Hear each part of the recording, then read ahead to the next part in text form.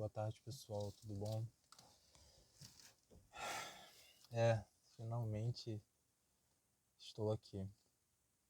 Sei que, assim como está sendo estranho para você, me vendo aqui, não sou, eu acho que nunca fiz live na minha vida, né?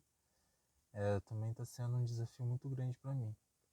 Estar aqui fazendo essa live para compartilhar um pouco do que Deus tem falado ao meu coração. Eu não sou um teólogo, longe disso. Sou um cristão, assim como você, que busca conhecer mais sobre o Senhor, que busca ouvir mais a voz dele. E Deus tem colocado o desejo no meu coração já há um tempo de compartilhar isso aqui na internet com as pessoas que, posso nem falar meus seguidores, né? Meus amigos, né? Porque eu não tenho seguidores, eu tenho quem me segue e quem me conhece. Compartilhar com vocês o que Deus tem falado no meu coração.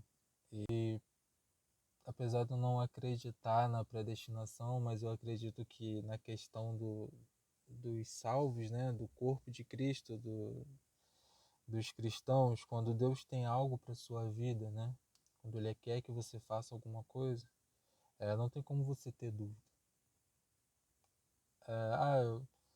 Será que eu tenho que ser missionário na Índia, na África, nos Estados Unidos? Cara, se Deus ele tem esse plano para sua vida, esse plano ministerial para sua vida, você não vai ter dúvida. Isso vai ficar queimando no seu coração, isso vai ficar falando dia e noite com você, né? Você tem a passagem de Jeremias, né? Jeremias foi um profeta que só pregava que Israel tinha que se converter, se arrepender, que vinha a destruição e tal. E o povo, cara, Jeremias sofria bullying pra caramba, né? Se botar no dia de hoje. E ele chega um momento que ele quer parar de falar. Ele, cara, meu Deus, vou parar. Ninguém me ouve, ninguém se arrepende e só vejo perseguição. Eu não tenho amigos, entendeu? Aí ele fala, mas quando eu paro de falar, é como se uma chama queimasse no meu coração e me consumisse até a morte. Então,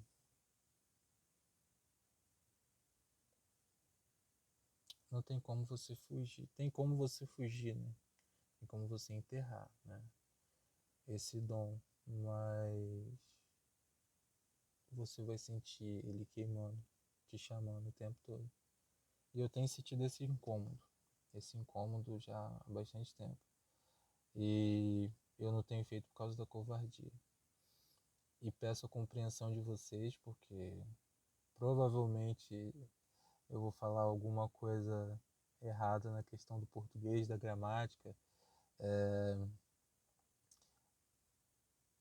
E fico pensando e o pensamento mais acelerado assim, às vezes embola uma palavra com a outra, mas eu sinto que ontem Deus falou muito isso ao meu coração. Eu não estou preocupado com performance. Não quero que você fale para milhões, eu não quero que você se preocupe se você vai falar para milhões ou se você vai falar para uma pessoa. Eu quero que você fale. E a forma como eu vou usar isso, eu que vou escolher, né? Deus escolhe as coisas loucas desse mundo, né, para confundir as sábias, né? A forma com que eu falo, talvez para você que tenha uma erudição maior, fala, cara, fala errado pra caramba, mas talvez exista uma pessoa que vai se identificar com a forma maluca que eu falo, né? Então vamos lá. Eu gostaria de compartilhar com vocês o que diz em João 15, Jesus diz assim: eu sou a videira, o meu pai é o lavrador. Toda vara em mim que não dá fruto, atira, a limpa, e limpa toda aquela que dá fruto, para que dê mais frutos. Vós já estáis limpos pela palavra que eu tenho falado. Permaneça em mim, e eu em vós, e eu permanecerei em vós. Como a vara em si mesmo não pode dar frutos se não estiver na videira, assim também vós,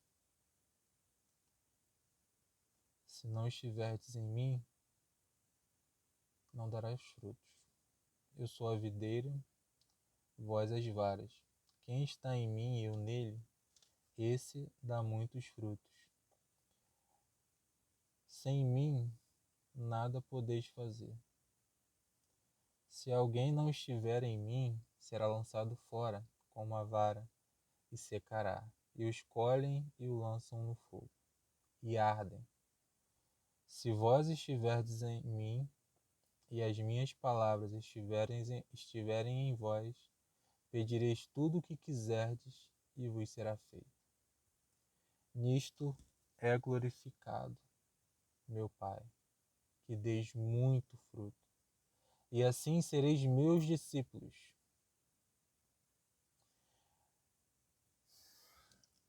Hoje nós vamos tratar sobre o principal tema da vida cristã. Eu senti o desejo de começar com este tema. A Bíblia diz em Mateus 7,20 que pelos frutos nós seríamos conhecidos. Mas afinal, qual é esse fruto?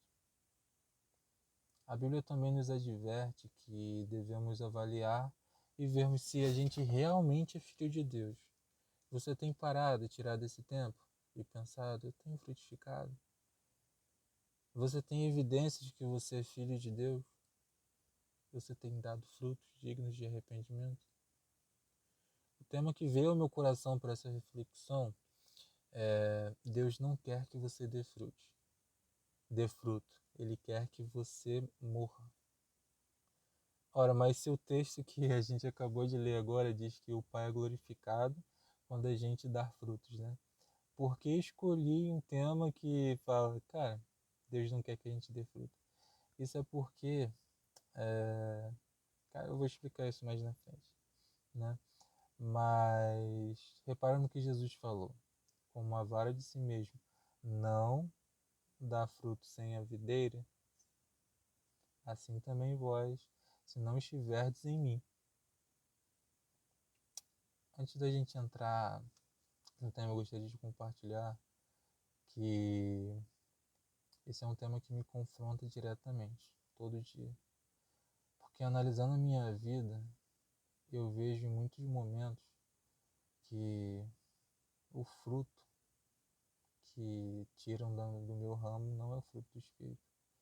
E eu falo isso com grande temor porque não tem como falar isso para aliviar a barra, entendeu? Tipo, não, eu não estou dando fruto, mas eu, eu entendo isso, eu não estou sendo hipócrita de dizer, tentar viver uma vida que eu não... Viver uma vida, tentar viver de aparência, né?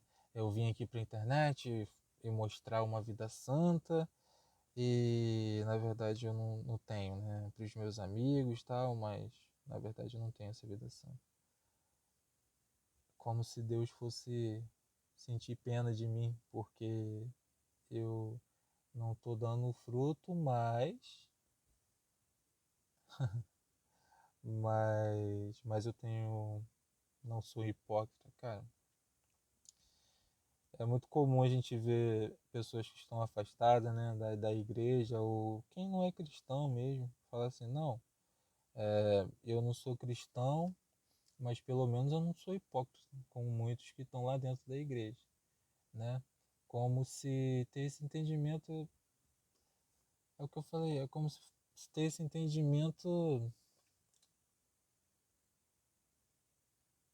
fosse fazer o julgamento do Senhor ser mais leve, entendeu? Com a gente. Ou não vir sobre a gente. Cara, tanto o hipócrita como quem não dá fruto digno de arrependimento vai ser condenado pelo Senhor. Isso é algo muito sério. E a gente tem que estar atento e permanecer no Senhor para que Ele nos capacite para darmos frutos para a sua seara. João 15 acontece depois da última ceia de Páscoa de Jesus com seus discípulos. Ele tem a ceia ali no capítulo 13 de João, e a partir do 14, Jesus está dando as últimas instruções para os seus discípulos. É nesse contexto que ele deixa claro que seria necessário permanecer nele para darmos frutos, para glorificar o Pai. A gente vai ver aqui que é possível estar na videira e não dar frutos. Que é desejo do Pai que a gente dê muitos frutos. E principalmente que isso não provém de nós. O fruto, ele é o resultado do agir do Espírito Santo em nossas vidas. Aqui em João, Jesus está dizendo que se estamos nele, nós damos frutos. E dando fruto, o Pai nos limpa ainda mais, para que a gente dê ainda mais frutos.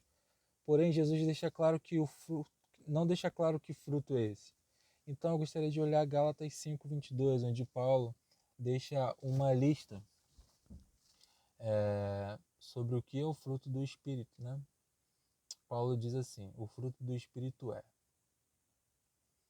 amor, gozo, paz, longanimidade, bondade, fé, mansidão, temperança. Contra estas coisas não há lei. O que me chama a atenção nesse texto é quantas vezes você já leu esse versículo aqui e não tinha reparado que, apesar de Paulo nos dar 9 características, ele não fala no plural, ele fala no singular. Mas o fruto do Espírito, Paulo tinha uma compreensão exata do que Deus queria falar. Eu acredito que a razão pela qual Jesus usou a metáfora da videira é para enfatizar a singularidade do fruto do Espírito. Bora refletir sobre a videira. A videira produz o quê? Uva, né? Apenas uva. No entanto, essas uvas oferecem diversos benefícios para a nossa saúde. Ela diminui o risco de câncer, combate a prisão de ventre, ela melhora o nível de colesterol, previne a diabetes. Em resumo, assim como a uva, ela é um fruto, o fruto do Espírito também é um. A videira produz uva e o Espírito produz o fruto do Espírito. Você tá conseguindo entender o que eu estou querendo dizer? Quando eu olho para Gálatas e entendo isso, é como se eu estivesse vendo Paulo falar que quando alguém chegar perto do ramo, né? Quando alguém chegar perto da videira e olhar o ramo da videira para pegar o fruto do Espírito, né? Ele vai experimentar, ele vai morder o fruto e ele vai experimentar, experimentando do Espírito, ele vai sentir o Espírito, sentir esse fruto agindo justamente na carência que ele tem, né? No nosso corpo, você está com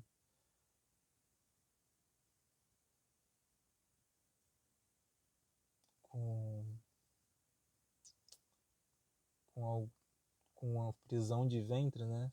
Você comeu a fruta, ela vai agir principalmente com efeito laxante ali, né? Vai te ajudar na prisão de ventre. Assim também, quando a pessoa que não tem o Espírito Santo, ela chega perto da videira e experimenta o fruto, o Espírito Santo vai agir naquela parte. O que eu estou querendo dizer é que com a queda de Adão, todos nós estamos deficientes de amor, de gozo, de paz, de longanimidade, benignidade, bondade, fé, mansidão.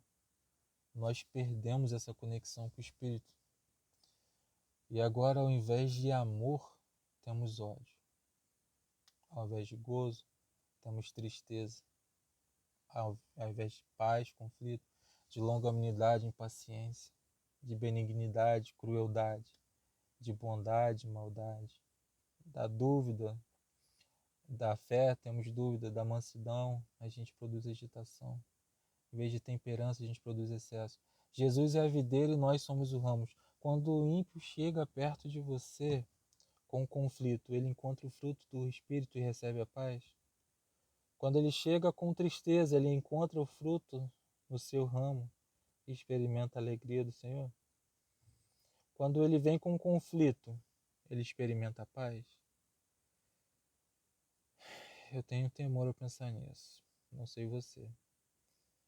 É muito comum quando a gente pensa no fruto, a gente olhar para a performance religiosa, como se fosse o que Deus quer. Bom, eu prego a palavra de Deus, eu faço discípulos, eu faço milagres, eu expulso demônios. Só que tem um problema aí, nos últimos dias vai ter um grupo de pessoas que vai falar exatamente isso para Jesus. E Jesus vai falar que ele não conhece. Então o que Deus quer é isso aqui, ele não quer performance, ele quer fruto. E só é possível dar esse fruto se buscarmos o Senhor. Todo ramo que estando em mim. Quanto mais buscamos a Deus, mais frutos a gente pode dar. E o oposto também é verdade. Quanto menos buscamos a Deus, menos frutos produzimos.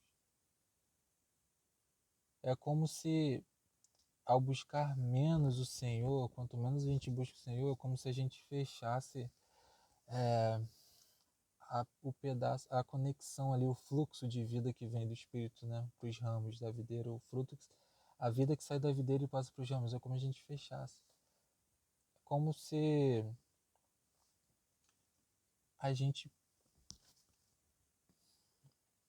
É muito complexo a gente entender perfeitamente as coisas espirituais, mas é como se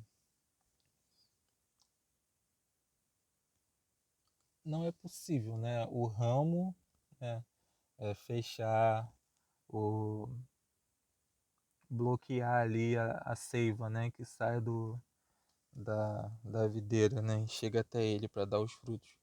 Mas eu sinto que Deus aqui está falando que a gente pode fazer isso quando a gente deixa de estar nele, né? Por isso que Jesus deixa esse alerta para os seus discípulos.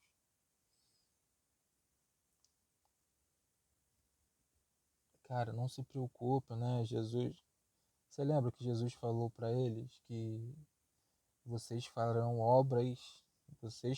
obras ainda maiores do que estas, né? Jesus falou para os discípulos dele, para os apóstolos, que eles fariam coisas maiores do que o próprio Jesus fez aqui na Terra, né? Só que aqui no final, quando ele está perto de ir embora, ele deixa esse alerta, que não é por isso, não é pelas obras que vocês vão fazer grandiosas que vocês vão ser conhecidos, mas sim pelo fruto. E para dar o fruto é necessário que você permaneça em mim. Então é necessário que a gente busque a Deus. E não uma busca superficial e religiosa. Eu falo sobre um relacionamento real com Deus. Eu falo sobre você rasgar o seu coração,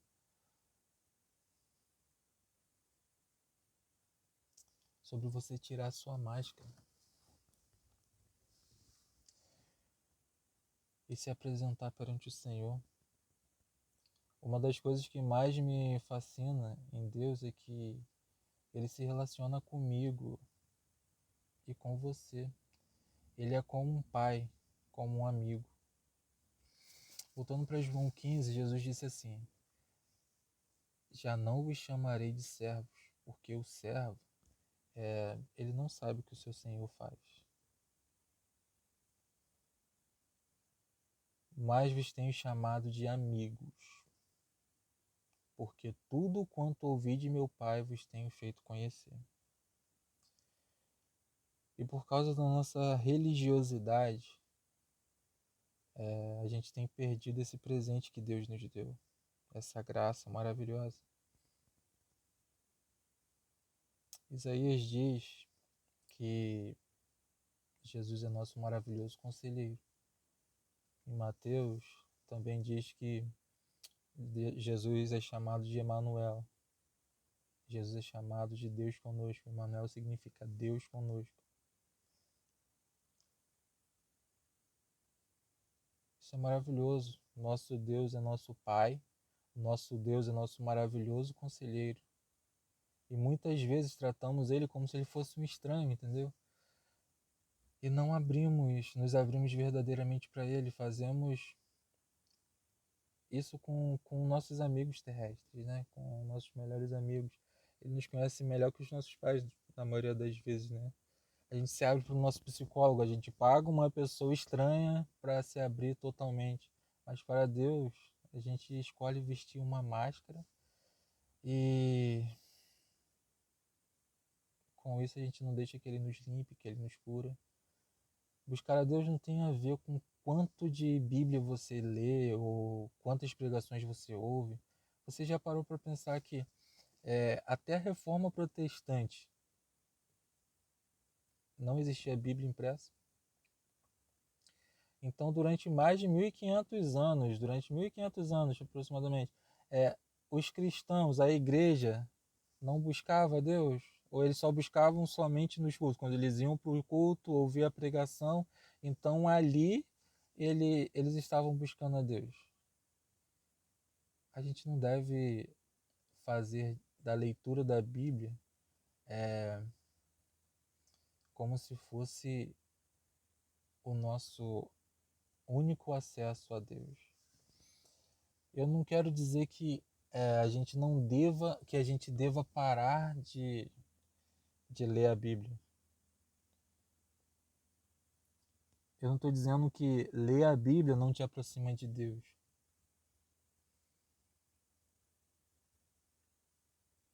Eu não estou dizendo isso.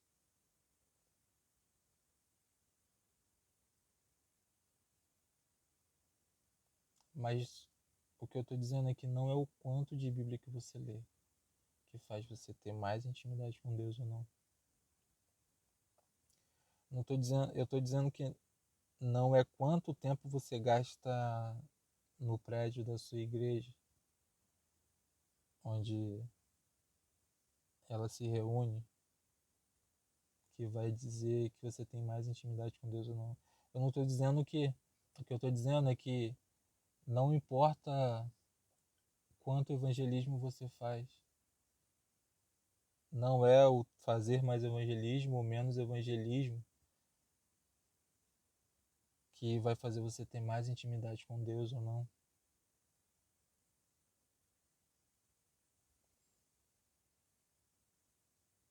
Todas essas coisas são boas. O ler a Bíblia traz coisas maravilhosas, por isso que Deus deixou a palavra dele revelada para nós. Mas quando você bota isso como quanto mais eu leio, mais intimidade, como se fosse onde você pode se sacrificar mais para ter mais conhecimento dele. Isso você vai lendo a Bíblia, né? Você vai ter o conhecimento teórico. Você vai ver o que Deus revelou para o seu povo. E muitas vezes Deus me deixa maravilhado com o que Ele revelou, né? Fortalece a nossa fé. Mas eu acho que o que Deus quer é o que Jesus disse. Quando vocês orarem, feche a porta do seu quarto e fale em secreto com Deus.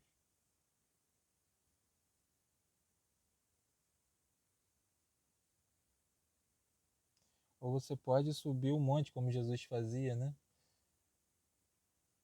Jesus subiu o monte para orar.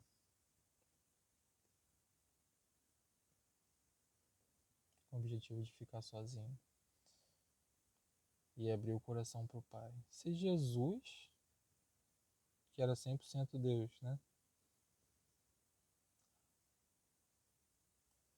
Ele entendia que ele tinha que gastar tempo ali com o Pai, em oração, ainda mais a gente, né? Se Jesus jejuou 40 dias e 40 noites antes de iniciar o ministério dele, ainda mais a gente, né?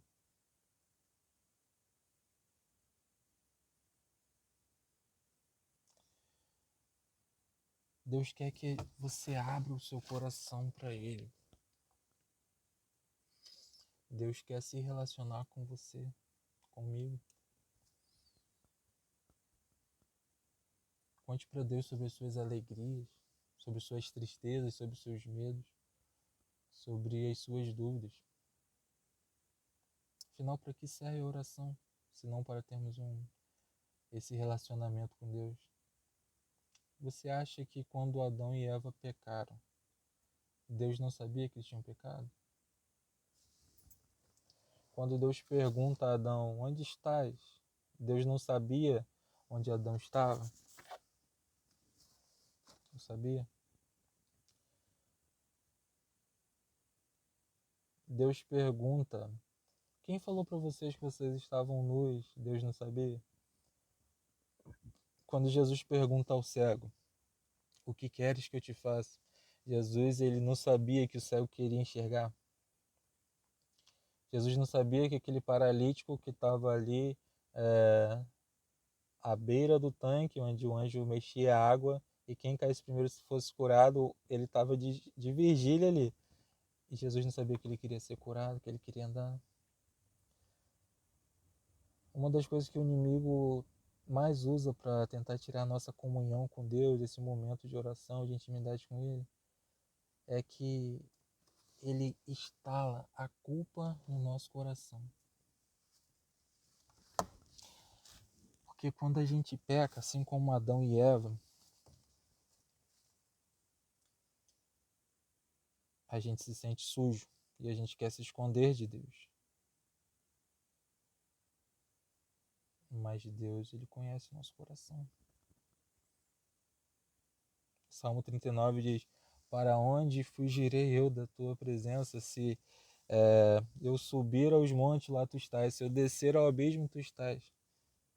Cara, Deus sabe todas as coisas. Deus sabe que você caiu. Deus sabe o que você fez. Sabe o que talvez até você tente esconder até para você mesmo, sendo enganado pelo seu coração, de que o que eu fiz não foi exatamente isso. Deus, ele sabe exatamente o que você fez. Deus não pode ser enganado.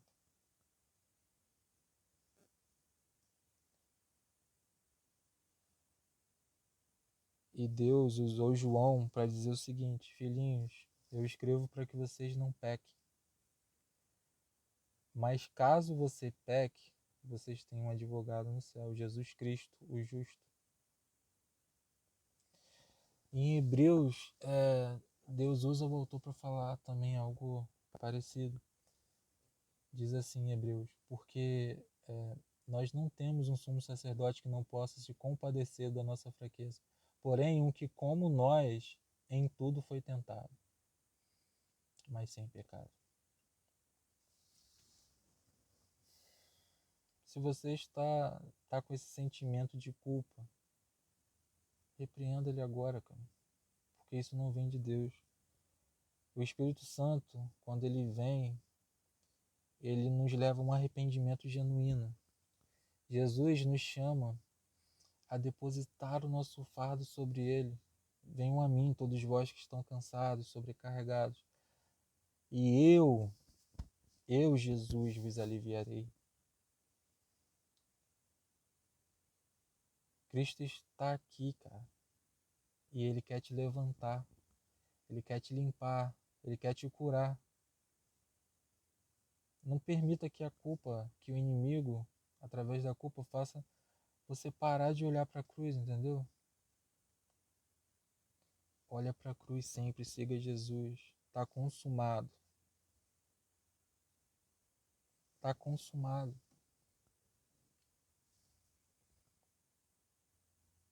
O pecado que você cometeu foi pago. O pecado que você comete agora foi pago. O pecado que você vai cometer no futuro foi pago. Mas Jesus adverte através de João: filhinhos, eu escrevo para que não pequeis. Mas caso você peque, peque, você tem um advogado.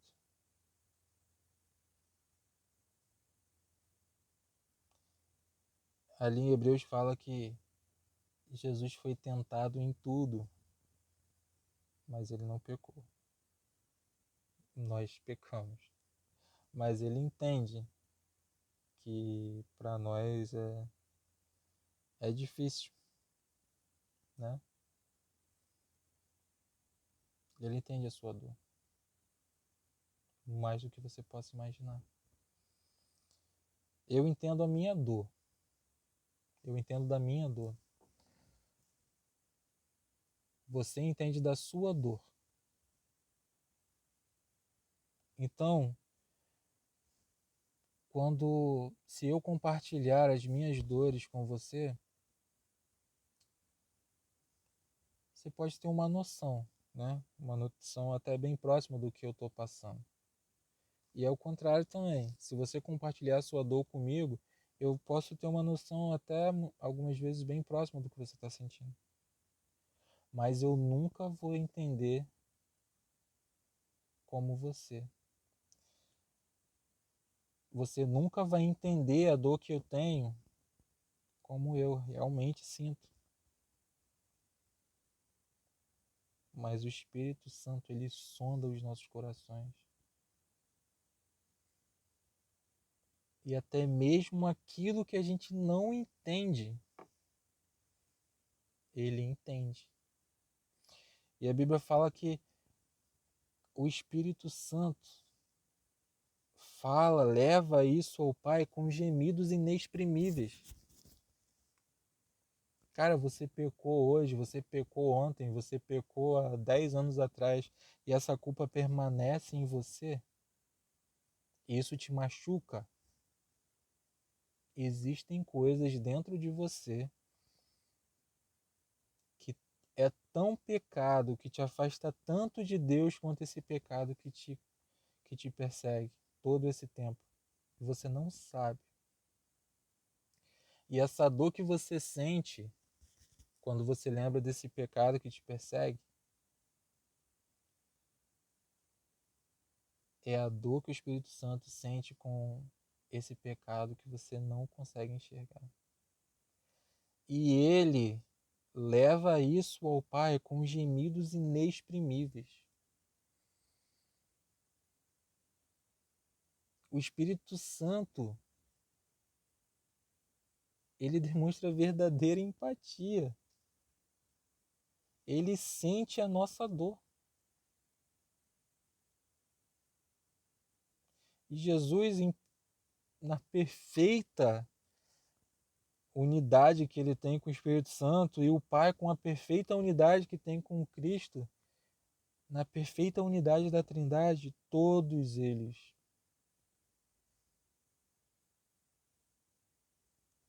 sentem a nossa dor.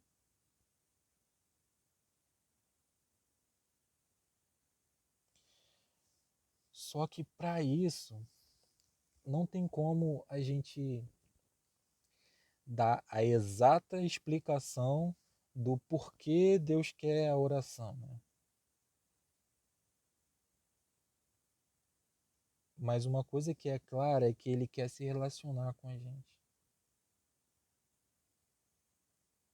Ele quer que você chegue para ele e fale: Senhor,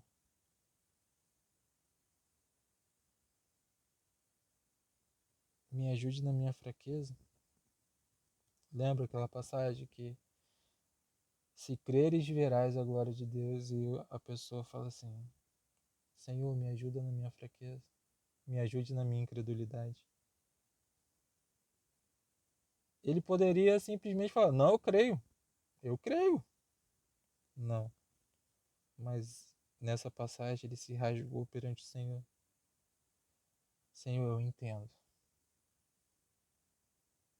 entendo, eu acredito, mas eu não tenho essa fé.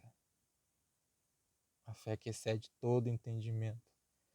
A certeza, eu acredito, mas a certeza, a fé, eu não sei se eu tenho. Me ajude na minha incredulidade.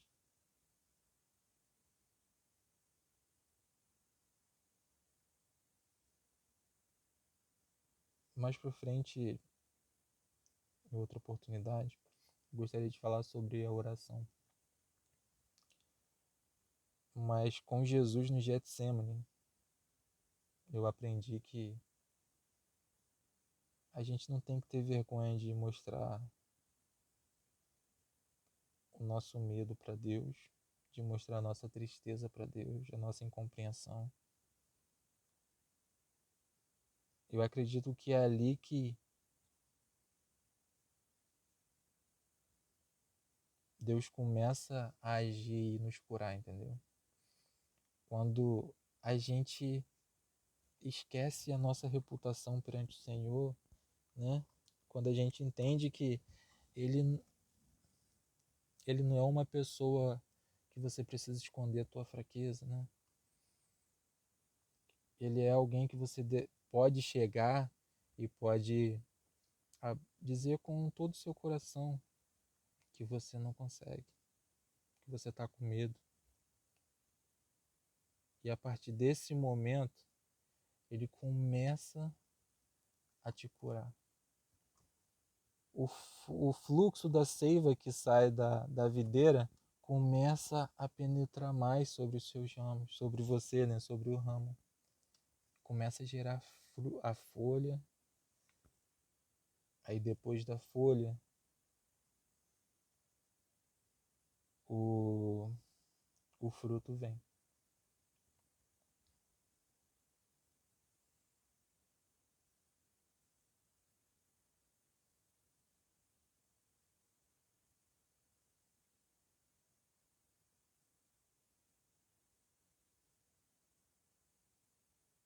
O fruto vem.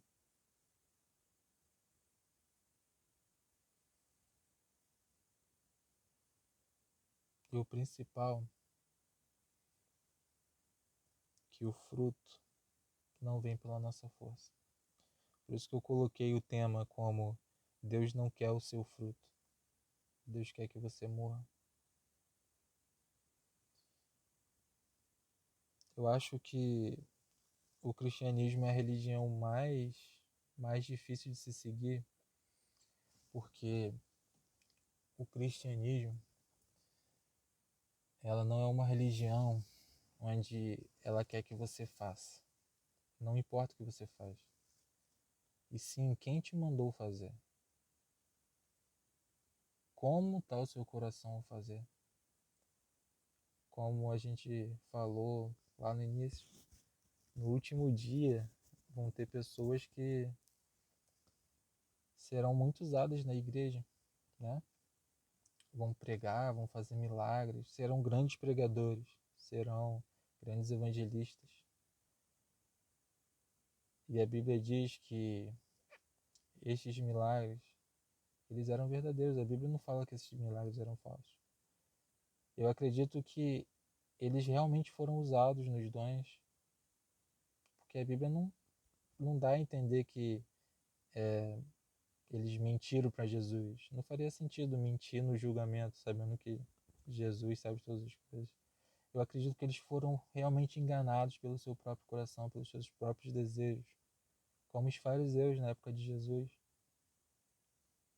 Agora, se a gente analisar o que Jesus fala, ele diz que como a vara de si mesmo não pode dar frutos se não estiver na videira, assim também vós, se não estiverdes em mim, vocês não vão dar frutos. E Gálatas diz: o fruto do Espírito é. Se Jesus diz que o fruto não vem de nós, e em Gálatas diz que o fruto é o fruto do Espírito, logo Deus não cobra que a gente dê frutos. Deus não quer o seu fruto. Pelo simples fato de ser impossível a gente produzir frutos verdadeiros. Você já parou para olhar Coríntios 13, onde Paulo fala sobre o amor? Ele fala que o amor é paciente, o amor é benigno, o amor não arde em ciúmes, ele não se ufana, não se ensoberbece, não se conduz inconvenientemente, não procura seus próprios. O amor não procura o seu próprio interesse. O amor não se ressente do mal, não se alegra com a injustiça, mas se regozija com a verdade. O amor, ele tudo sofre, tudo crê, tudo suporta, tudo espera.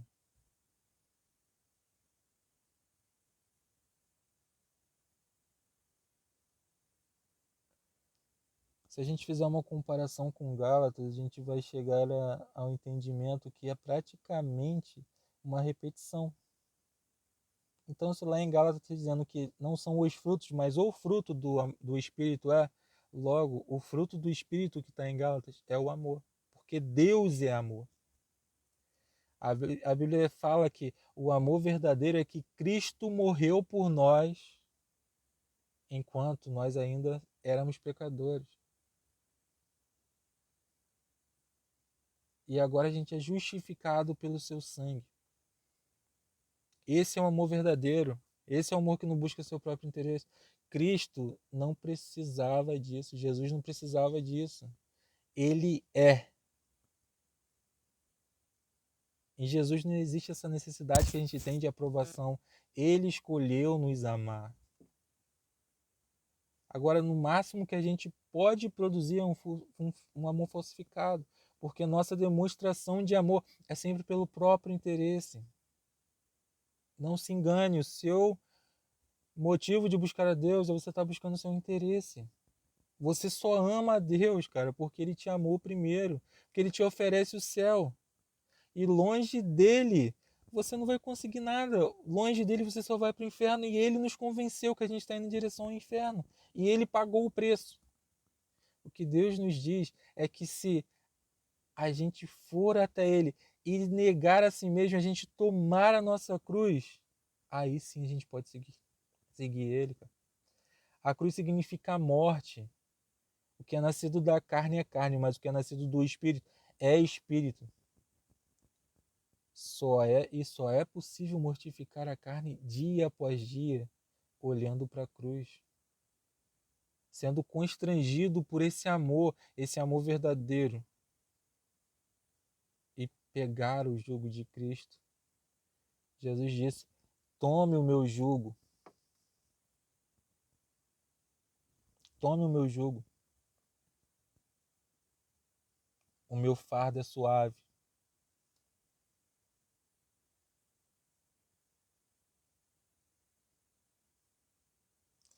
Cara, não sei se você é cristão, tá olhando, tá vendo esse vídeo, ou se você não é cristão, mas não importa se você é cristão ou se você não é cristão. Quando vier o grande trono branco, todo joelho se dobrará e toda língua confessará que Jesus Cristo é o Senhor. Quando Adão e Eva caiu, o diabo falou que eles seriam iguais a Deus, né? Não, meu amigo. Eles não se tornaram iguais a Deus.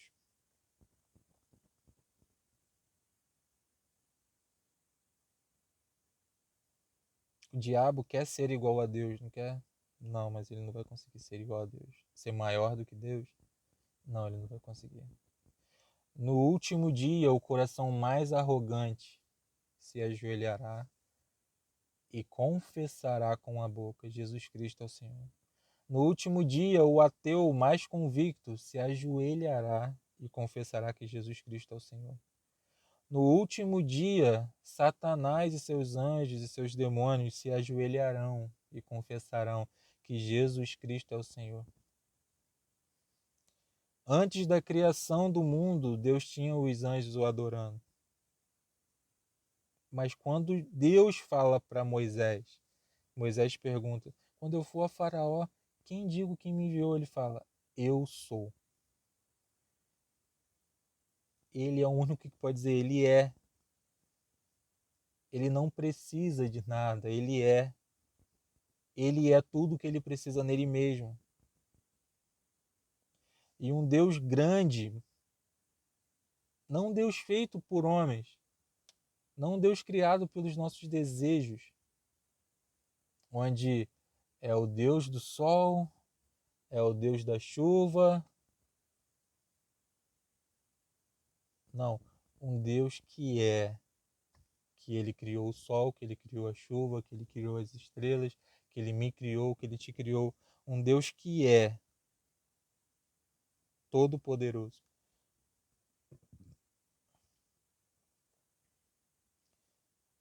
Ele nos cria a sua imagem e semelhança.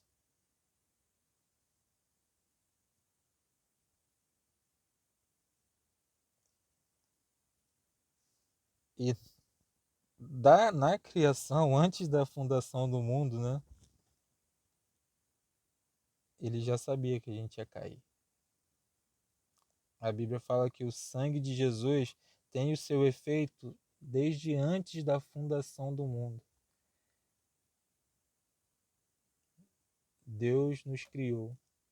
Ele sabia que a gente ia virar as costas para ele. Ele simplesmente poderia nos condenar, nos enviar direto para o inferno.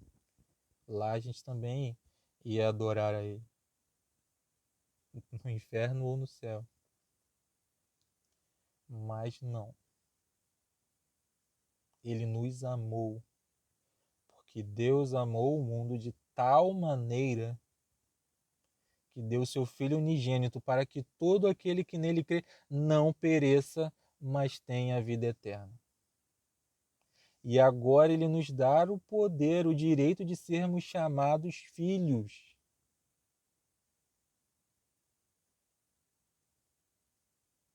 Você tem esse amor?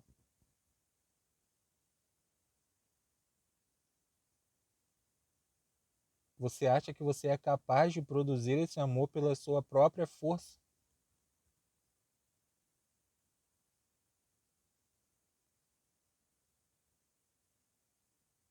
Você realmente acha que você pode produzir o amor pela sua própria força?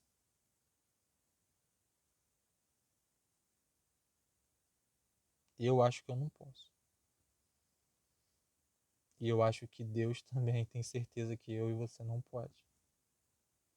Por isso que ele fala: o fruto do Espírito é.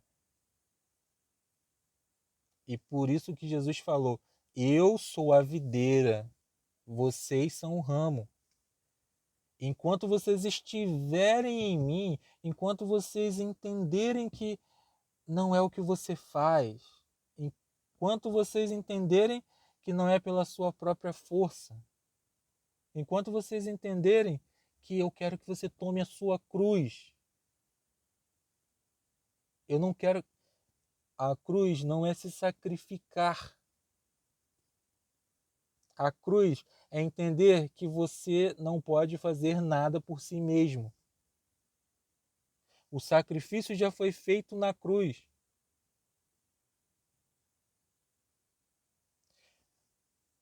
Nós vivemos uma vida, nós buscamos viver uma vida santa, não para sermos santificados, Nós vivemos uma vida santa porque nós fomos justificados, estamos na videira.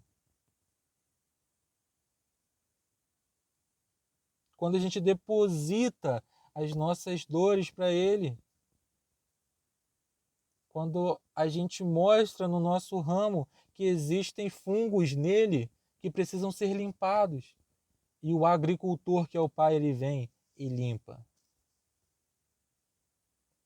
Pai, eu estou com medo, eu não estou com fé. O meu ramo não está produzindo o fruto do seu espírito porque eu estou com medo. Eu estou com medo. Eu não estou com fé. Eu não estou acreditando. Ajuda-me na minha incredulidade. O Pai vai ver esse fungo, esse vírus que está ali na sua videira, e ele vai limpar. E o seu ramo vai frutificar mais. Senhor, eu estou com raiva. Eu estou com raiva. O meu amigo de trabalho fez algo comigo que, cara, eu não consigo viver com essa injustiça.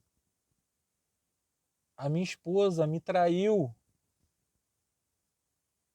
O meu esposo me traiu. Eu fiz de tudo por ele, por ela, toda a minha vida.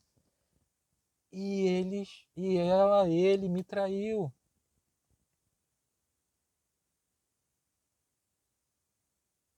Eu estou com raiva. Eu não estou conseguindo produzir o fruto do Espírito, porque eu estou com raiva. E o Pai, que é o agricultor, vai tirar esse fungo. Vai tirar isso que está impedindo o ramo de dar fruto. E vai fazer com que a reiva, né? A seiva, né? Eu não sei exatamente o que é. Saia da videira ali e passe para o ramo. E o ramo produza, volta a produzir frutos. Mas é necessário essa busca, essa intimidade com Ele, esse entendimento de que olhando para a cruz, não sou eu que faço, eu não sou digno. Jesus já fez tudo por mim, está consumado. Irmãos, que o Espírito Santo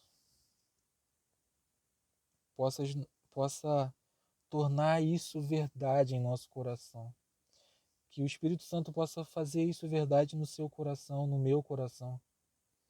Que a gente tenha esse entendimento, que a gente se achegue ao trono do Senhor sem medo, que a gente se apresente a Ele com um coração humilde, que a gente se apresente a Ele com a nossa cruz, dizendo: eu estou morto nos meus delitos e pecados.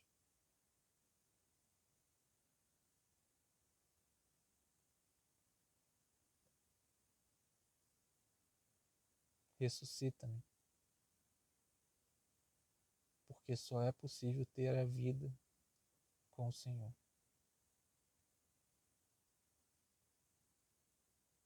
Eu cortei. Cara, essa música Colossenses, suas lindas linhas de amor é muito bonita. Fala sobre isso. Aquele fio que se cortou.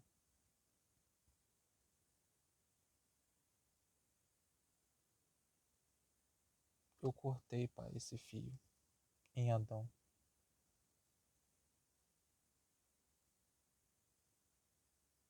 E agora eu não vou conseguir mais produzir frutos.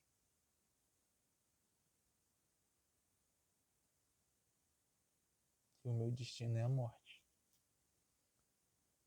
Já não cai mais água no meu campo. Eu já não sou mais regado. E uma videira que não é regada, uma videira sem água, seu destino é a morte. Então, Pai, eu preciso ser enxertado na videira verdadeira, já que o meu tronco perdeu a vida.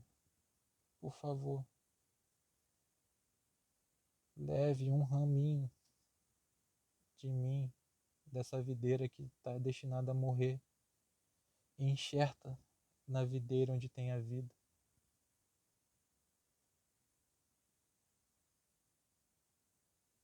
Senhor, obrigado porque o Senhor nos enxertou na videira verdadeira. Perdão porque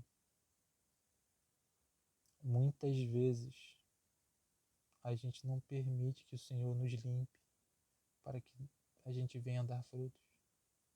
E tenha misericórdia de nós, nos livra dos nossos próprios desejos, das nossas próprias vontades, Senhor. Nos livra, Senhor, para que o nosso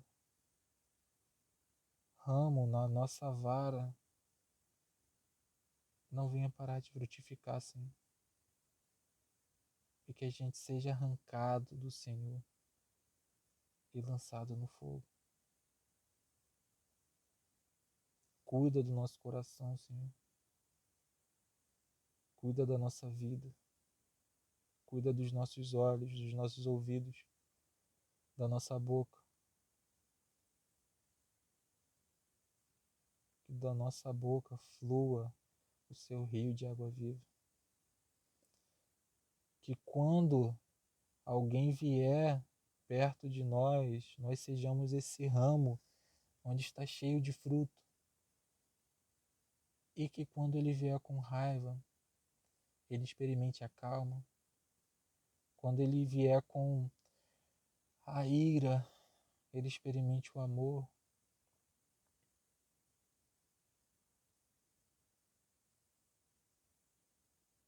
Nos capacita, Senhor, a sermos esse canal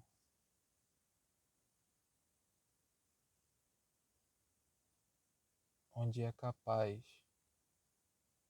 de entregar o seu fruto ao pecador e que ele possa experimentar esse fruto e conhecer quão doce é o teu espírito e que isso venha fazer ele querer provar mais e mais do teu fruto e ele mesmo venha se tornar um ramo enxertado na videira. Amém.